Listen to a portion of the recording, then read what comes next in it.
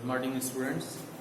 आप इसके पहले के लेक्चर्स को देख लिए होंगे और आप उन लेक्चर्स को देख करके उनसे लाभान्वित हो रहे होंगे। आगे की कड़ी को बढ़ाते हुए अब हम प्रकाश विद्युत प्रभाव के प्रायोगिक अध्ययन की ओर थे। जिस प्रायोगिक अध्ययन में हमने प्रयोग क्या हुआ, उस प्रयोग में क्या उपकरण इस्तेमाल हुआ, वो हम जान चुके हैं। निष्कर्ष की ओर हम बढ़ चुके थे। निष्कर्ष में आप पहला निष्कर्ष यह जान चुके थे कि अगर आपतित प्रकाश की तीव्रता को बदला जाए तो तीव्रता के बढ़ाने के साथ या बदलने के साथ क्या असर दिखाई दे रहा है प्रकाश विद्युत धारा पर। और आपको यह जानकारी मिली कि प्रकाश विद्युत धारा का मान तीव्रता के आपतित प्रकाश की तीव्रता के बढ़ने के साथ उसी अनुपात में बढ़ रहा है, जहां से यह पहला निष्कर्ष निकल करके आया कि प्रकाश विद्युत धारा आपतित प्रकाश की तीव्रता के अनुक्रमानुपाती होती है, समानुपाती होती है।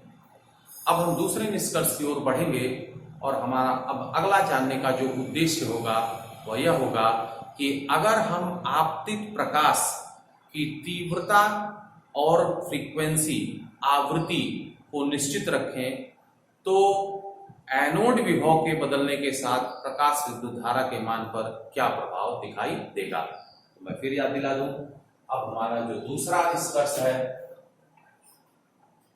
हम निष्कर्ष में चल रहे हैं, तो दूसरे निष्कर्ष में हमें यह देखना जो है वह क्या देखना है, प्रकाश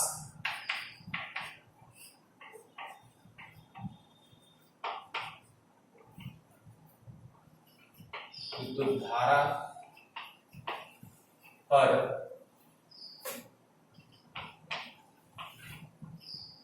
एनोड विभव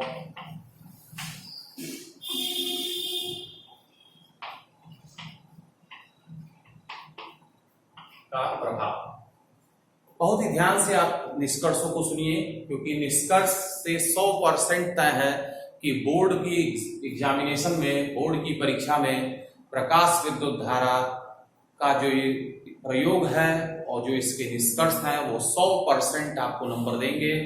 यहाँ से आपको जो आपका एक नंबर वाला प्रश्न आता है वहां भी नंबर मिलने की चांसेस पूरी हैं। साथ ही साथ आप दीर्घोत्तरी में जाएंगे, लघुत्तरी में जाएंगे, वहां भी चांसेस हैं। तो एक एक चीज को बहुत ही ध्यान से समझने की जरूरत है। तो प्रकाश विद्युत धारा पर एनोड विभव का प्रभाव अगर देखने की ओर चला जाए तो जैसा मैंने आपको कल भी बताया था कि जिसमें प्रभाव देखेंगे वह वाई एक्सिस पर, जिसके सापेक्ष प्रभाव देखेंगे वह एक्स एक्सिस पर।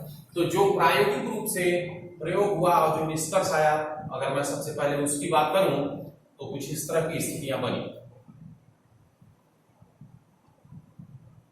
देखिए वाई अक्ष है, वाई अक्ष पर आप लेंगे प्रकाश विद्युत धारा। अगर आप इसे स्मॉल आई से लिखें तो आई लिख लें। एक्स अक्ष पर अगर आप बात करते हैं तो आप विभव की बात करेंगे, विभव आ गया। जो निष्कर्ष आया वो निष्कर्ष क्या रहा? निष्कर्ष ये रहा कि जब कैथोड पर किसी दिए गए आवृत्ति के आपतित प्रकाश के लिए अगर उस प्रकाश की तीव्रता को बढ़ाया जाए तो कैथोड से जो इलेक्ट्रॉनों की संख्या उत्सर्जित हो रही है वह बढ़ रही है, जिसके बढ़ने के कारण से आपको प्रकाश विद्युत धारा का मान शुरुआती समय में बढ़ता हुआ दिखाई देगा। ये हम पहले से जान चुके हैं। लेकिन अब यहाँ क्या दिखाई दिया, क्योंकि यहाँ आवृत्ति को भी नियत रखना है और तीव्रता को भी नियत रखना है। बदलना किसको है? विभव को, एनोड विभव को। तो क्या देखा गया? देखा गया कि जब एनोड विभव को किसी दिए गए आवृत्ति और तीव्रता के लिए आपतित, किसी दिए गए आवृत्ति और तीव्रता के आपतित प्रकाश के लिए जब एनोड विभव को बढ़ाया गया तो यह पाया गया प्रयोग में कि प्रकाश विद्युत धारा पहले बढ़ी और बढ़ते हुए क्या हुई, एक निश्चित मान पर पहुंच गई। अब उसके बाद जब आप विभव को बढ़ा रहे हैं तो एनोड विभव के उसके बाद बढ़ने से प्रकाश विद्युत धारा के मान पर कोई भी प्रभाव नहीं पड़ रहा है और वह नियत बनी रह गई है, सेचुरेट हो गई। ये देख रहे हैं ना, यहाँ कोई भी परिवर्तन नहीं हो रहा है, ग्राफ एकदम क्या हो रहा है, सीधा हो जा रहा है। जबकि x अक्ष पर आप आगे की ओर बढ़ना है, इसका मतलब एनोड पर विभव क्या हो रहा है, धनात्मक होता हुआ चला जा रहा है। तो एनोड विभव बढ़ रहा है, लेकिन एनोड विभव के बढ़ने के साथ प्रकाश विद्युत धारा के मान पर कोई भी प्रभाव नहीं पड़ रहा है, वह नियत दिखाई दे रही है। अब आगे की ओर बढ़िए, देखिए यह दोनों अक्ष यहाँ कट किए हैं, तो यहाँ विभव भी शून्य है, प्रकाश विद्युत धारा का भी मान शून्य है। इसके अगर हम बाएं हाथ की ओर बढ़ेंगे तो जाहिर तौर पर विभव क्या होगा, ऋणात्मक होगा। तो अगर एनोड विभव को अब हम ऋणावेशित करते चले जाएं, तो एनोड विभव के ऋणावेशित होने की वजह से आप पाएंगे कि प्रकाश विद्युत धारा तेजी के साथ घटेगी और घटते हुए एक नियत एनोड विभव के एक नियत ऋणात्मक मान पर जाकर के प्रकाश विद्युत धारा का मान क्या हो जाएगा, शून्य हो जाएगा। आप देख रहे हैं यहां आकर के प्रकाश विद्युत धारा का मान शून्य हो गया। इसे अगर आप लिखना चाहें तो V0 से लिख सकते हैं। अब यहां से कुछ शब्द और भी आपको जानने होंगे। मान लीजिए जब हमने जो प्रकाश लिया था उस प्रकाश की तीव्रता जब I1 थी तो यह स्थिति बनी। अब उसी प्रकाश के लिए सेम आवृत्ति, समान आवृत्ति को रखते हुए तीव्रता को थोड़ा बढ़ा दिया जाए। अगर तीव्रता को बढ़ाया गया तो क्या देखा गया, तीव्रता को बढ़ाने से यह पाया गया कि जो प्रकाश विद्युत धारा का मान था वह बढ़ गया, साथ ही साथ प्रकाश विद्युत धारा का वह मान भी बढ़ गया जिस पर जाकर के वह क्या हो रहा था, नियत हो रहा था। देख रहे ना, मान लीजिए कि यह तीव्रता हो गई I2, आवृत्ति दोनों के लिए नियत है लेकिन तीव्रता बढ़ गई, I2 हो गई। जब एनोड विभव को ऋणावेशित किया गया तो यह देखा गया कि वह भी उस स्थिति में भी प्रकाश विद्युत धारा का मान तेजी से घटा और वहीं पर आकर के प्रकाश विद्युत धारा का मान शून्य हो गया। इसका मतलब क्या हुआ, इसका मतलब आप देख रहे हैं कि यह एक इंटेंसिटी है या दूसरी इंटेंसिटी है, जहां पर आप कहते हैं कि I2 का मान I1 से बड़ा है। अगर I2 मतलब अगर आप आवृत्ति नियत है लेकिन आप कह रहे हैं तीव्रता बढ़ गई, तो तीव्रता के बढ़ने के साथ प्रकाश विद्युत धारा का मान भी बढ़ गया और साथ ही साथ प्रकाश विद्युत धारा का वह मान भी बढ़ जा रहा है जहां पर जाकर के प्रकाश विद्युत धारा नियत हो जा रही है। एनोड विभव का प्रभाव क्या हो जा रहा है, यहाँ समाप्त हो जा रहा है। एनोड विभव को बढ़ाने से प्रकाश विद्युत धारा के मान पर कोई भी प्रभाव नहीं पड़ रहा है। तो प्रश्न यह उठा कि आखिर यह जहां पर जाकर के प्रकाश विद्युत धारा अपने अधिकतम मान को पा ले रही है, इस मान को आप कहेंगे क्या? तो अब प्रश्न उठता है इस मान को आप क्या कहेंगे? तो इस मान को कहते हैं संतृप्त प्रकाश विद्युत धारा, समझे, सैचुरेटेड फोटो इलेक्ट्रिक करंट।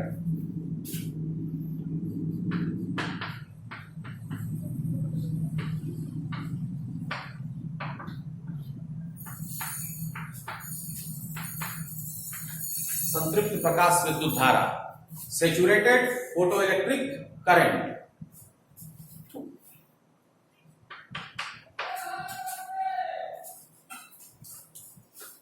उधर हमको लगता है कि कैमरा वहां तक नहीं पहुंच पा रहा है, कोई बात नहीं, मैं यहां लिख देता हूं। तो प्रकाश विद्युत धारा का वह मान जहां पर पहुंच करके एनोड विभव के धनात्मक होने का कोई भी प्रभाव नहीं पड़ रहा है, मीन्स आप कर सकते हैं प्रकाश विद्युत धारा अपने अधिकतम मान को पा ली है। प्रकाश विद्युत धारा के इस अधिकतम मान को हमने क्या नाम बताया, संतृप्त प्रकाश विद्युत धारा, सैचुरेटेड फोटो इलेक्ट्रिक करंट। यहां लिख भी दे रहा हूं।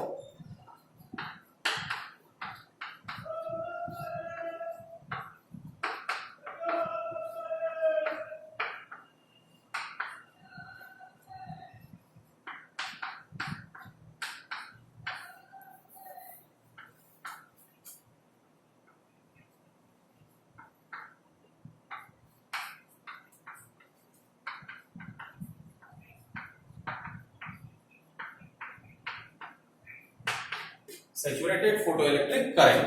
तो हमारे पास एक जानकारी बन गई कि किसी दिए गए आवृत्ति के लिए, किसी दिए गए आवृत्ति और तीव्रता के लिए हमें प्रकाश विद्युत धारा का एक निश्चित मान मिल रहा है या एक निश्चित अधिकतम मान मिल रहा है, जिस पर पहुंचने के बाद आप एनोड विभव को अगर आप धनात्मक कर भी रहे हैं तो उस पर कोई भी प्रभाव नहीं पड़ रहा है। और हमने उस धारा विशेष का जो नाम दिया, अधिकतम प्रकाश विद्युत धारा का जो नाम दिया, वह रहा संतृप्त प्रकाश विद्युत धारा, सैचुरेटेड फोटो इलेक्ट्रिक करंट।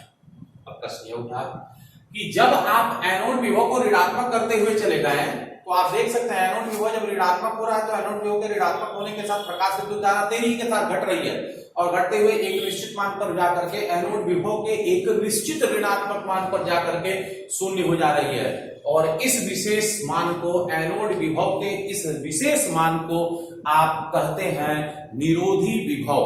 क्या कहते हैं? निरोधी विभव या संस्तब्ध प्रकाश विभव का भी आप नाम देते हैं। तो निरोधी विभव, यहां से एक शब्द निकल के आया निरोधी विभव, जिसे आप कहते हैं स्टॉपिंग पोटेंशियल।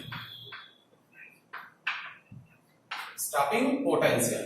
तो दो मान आपको यहां से, दो विशेष नाम आपको यहां से जानने को मिले।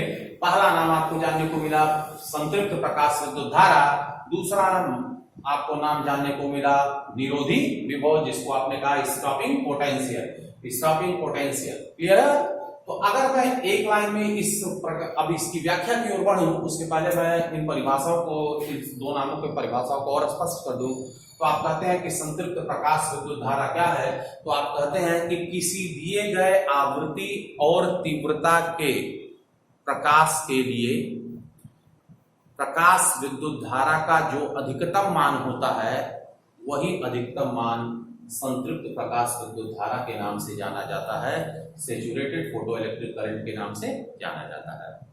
निरोधी विभव किसको आप कहेंगे? तो आप कहते हैं कि एनोड विभव का वह ऋणात्मक मान जिस पर जाकर के प्रकाश विद्युत धारा शून्य हो जाती है, या यूं कहें कि प्रकाश इलेक्ट्रॉन का उत्सर्जन बंद हो जाता है, वह निरोधी विभव के नाम से जाना जाता है। क्लियर बात? अब प्रश्न यह उठा कि आखिर क्यों जाकर के यहां प्रकाश विद्युत धारा सैचुरेट हो जा रही है, अपने अधिकतम मान को पा ले रही है, इसके बाद विभव को बढ़ाने पर क्यों नहीं उस पर प्रभाव पड़ रहा है? तो इसकी व्याख्या बहुत स्पष्ट है और बहुत सीधी सी है कि हमारी यह जानकारी है कि जब कैथोड पर आपतित प्रकाश पड़ रहा है तो आपतित प्रकाश के पड़ने से कैथोड से इलेक्ट्रॉन उत्सर्जित हो रहे हैं और वह कैथोड से उत्सर्जित इलेक्ट्रॉन एनोड की ओर जा रहे हैं क्योंकि एनोड धनात्मक है। जब वह उत्सर्जित इलेक्ट्रॉन एनोड पर पहुंच रहे हैं तो सर्किट में धारा बह रही है जिसको हमने प्रकाश विद्युत धारा का नाम दिया। अब जितना ही अधिक इलेक्ट्रॉन एनोड पर पहुंचेगा प्रकाश विद्युत धारा का मान उतना ही अधिक होगा। तो जाहिर तौर पर अगर हम एनोड विभव को बढ़ाते हुए चले जाएंगे, धनात्मक करते हुए चले जाएंगे, तो जितने भी इलेक्ट्रॉन कैथोड से निकलेंगे उसके एनोड की ओर जाने की संभावना अधिकाधिक होती हुई चली जाएगी, क्योंकि वहां धनात्मकता बढ़ रही है तो वहां आकर्षण उस ओर उसका बढ़ रहा है। इस तरह से हम पाएंगे कि एक निश्चित धनात्मक एनोड विभव के एक निश्चित धनात्मक मान पर कैथोड से निकलने वाले सभी के सभी इलेक्ट्रॉन एनोड तक पहुंचने लगेंगे। तो जब सभी के सभी इलेक्ट्रॉन एनोड तक पहुंचने लगेंगे तो जो भी उस समय स्थिति होगी वह सभी के सभी इलेक्ट्रॉन जब पहुंच रहे हैं तो जो उस समय स्थिति में प्रकाश विद्युत धारा का मान होगा वह सर्वाधिक होगा। उसके बाद अगर हम विभव को बढ़ा रहे हैं तो जब पहले से ही सारे इलेक्ट्रॉन एनोड पर पहुंचने लगे थे तो पुनः एनोड के धनात्मक विभव को बढ़ाने का कोई महत्व नहीं रह जाता है, क्योंकि हमारे पास पहले से ही जो कैथोड से उत्सर्जित इलेक्ट्रॉन थे वो सभी के सभी एनोड पर पहुंचने लगे थे, जिस कारण से आप इस पोर्शन में देख रहे हैं कि कोई भी प्रभाव दिखाई नहीं दे रहा है और प्रकाश विद्युत धारा एक निश्चित मान को पा ली है, जिसे हमने नाम भी दिया संतृप्त प्रकाश विद्युत धारा, सैचुरेटेड फोटो इलेक्ट्रिक करंट, या आप कह सकते हैं कि यह प्रकाश विद्युत धारा का अधिकतम मान है इस तीव्रता के लिए। अब प्रश्न था कि जब आवृत्ति को नियत रखा गया लेकिन तीव्रता को बढ़ा दिया गया तो प्रकाश विद्युत धारा क्यों बढ़ गई? तो पहले ही निष्कर्ष में हमने यह पा रखा है कि अगर हम प्रकाश की तीव्रता को बढ़ाएंगे तो प्रकाश की तीव्रता के बढ़ाने की वजह से जो उत्सर्जित इलेक्ट्रॉनों की संख्या है वो बढ़ जाएगी। उत्सर्जित इलेक्ट्रॉनों की संख्या जब बढ़ेगी तो प्रकाश विद्युत धारा का मान बढ़ जाएगा, और जब प्रकाश विद्युत धारा का मान बढ़ेगा तो आप पाएंगे कि प्रकाश विद्युत धारा बढ़ गई, और जिस कारण से संतृप्त प्रकाश विद्युत धारा का मान आपको बढ़ गया।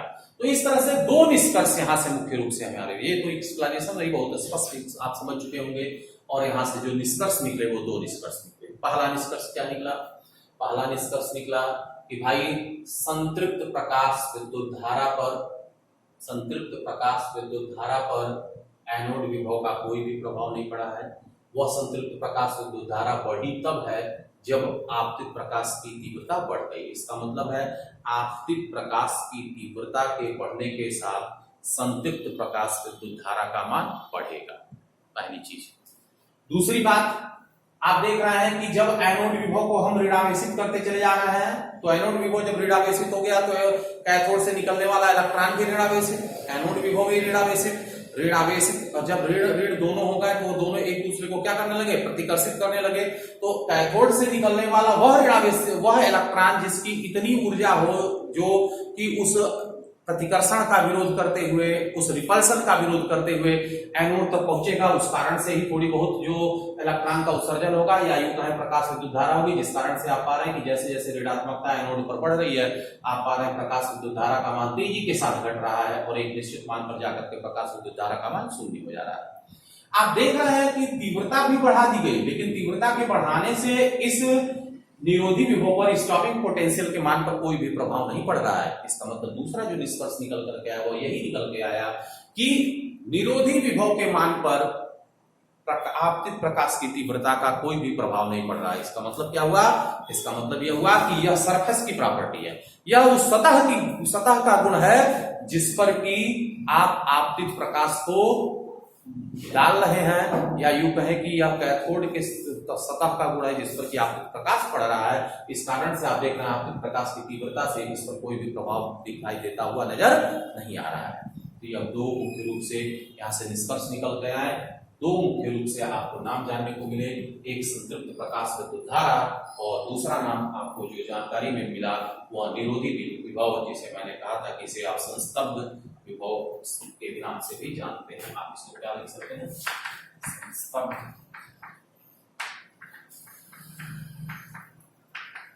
विभव, जिसे आप कहते हैं, अगर अंग्रेजी में लिखना चाहें तो आप कहते हैं कट ऑफ पोटेंशियल। तो हमारे पास ये जानकारी बन गई कि कट ऑफ पोटेंशियल क्या है, निरोधी विभव या संस्तब्ध विभव जिसे आप स्टॉपिंग पोटेंशियल या कट ऑफ पोटेंशियल कहते हैं वो क्या है, संतृप्त प्रकाश विद्युत धारा क्या है, और यह दूसरा निष्कर्ष था।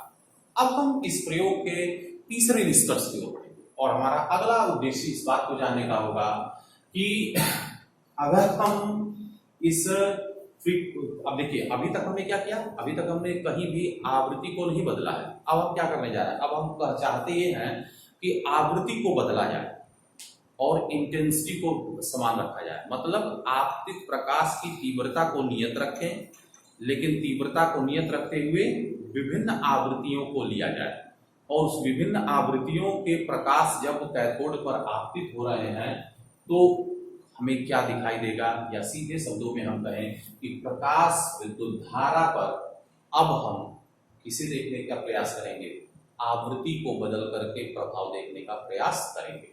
ठीक है, तो हम तीसरे निष्कर्ष की ओर बढ़ते हैं, जिस पर हमारा चूंकि मुख्य रूप से आपको जानकारी हो चुकी है कि निरोधी विभव पर हमारा फोकस बनेगा। तो सीधे शब्दों में हम अगर कहें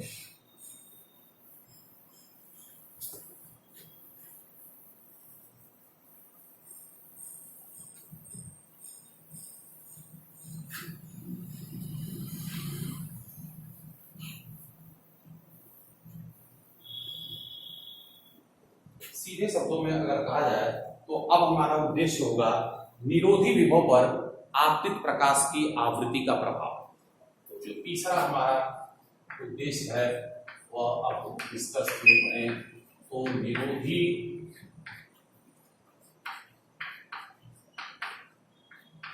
विभव पर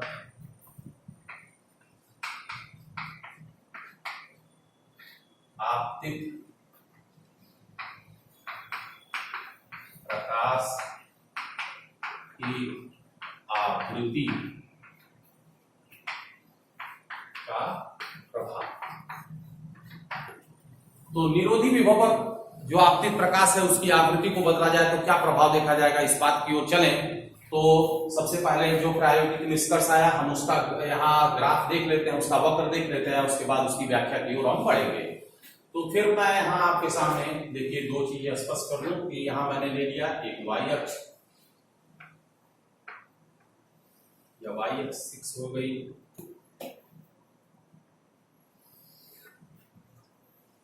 y अक्ष हो गया। अब देखिए यहां मैंने फिर क्या लिया, प्रकाश विद्युत धारा, इसे स्मॉल y से लिखा जा रहा है। x अक्ष पर विभव को लिया गया। अब देखिए, अब तीव्रता नियत रहेगी, लेकिन तीव्रता को नियत रखते हुए हमने आपतित प्रकाश की आवृत्ति को बदलने के लिए क्या किया है, प्रयास किया है। तो अब देखिए क्या देखा गया कि किसी दिए गए आवृत्ति के लिए जो वक्र निकल करके आया वो कुछ इस तरह से आया।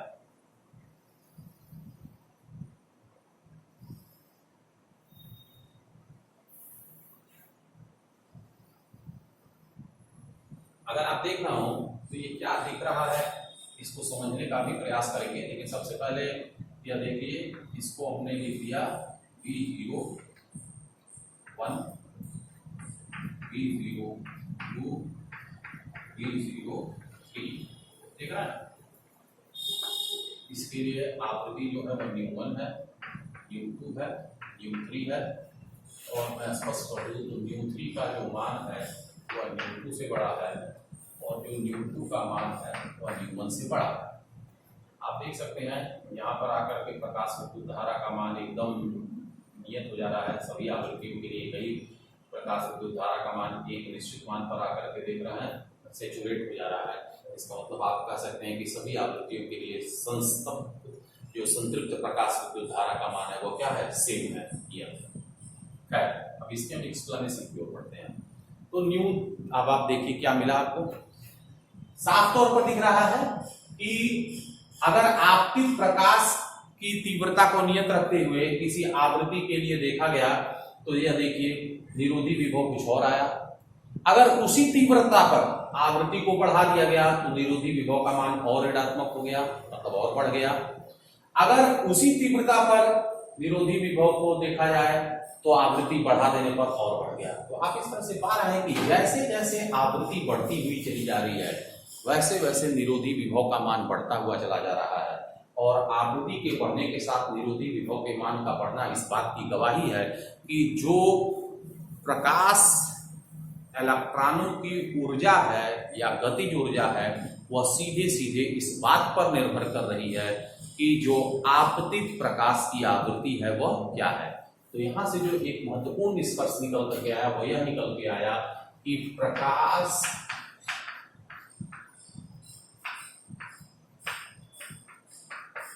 इलेक्ट्रॉनों की गतिज ऊर्जा आपतित प्रकाश की आवृत्ति के अनुक्रमानुपाती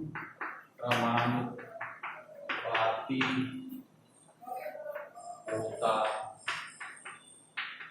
है। अनुक्रमानुपाती होता है।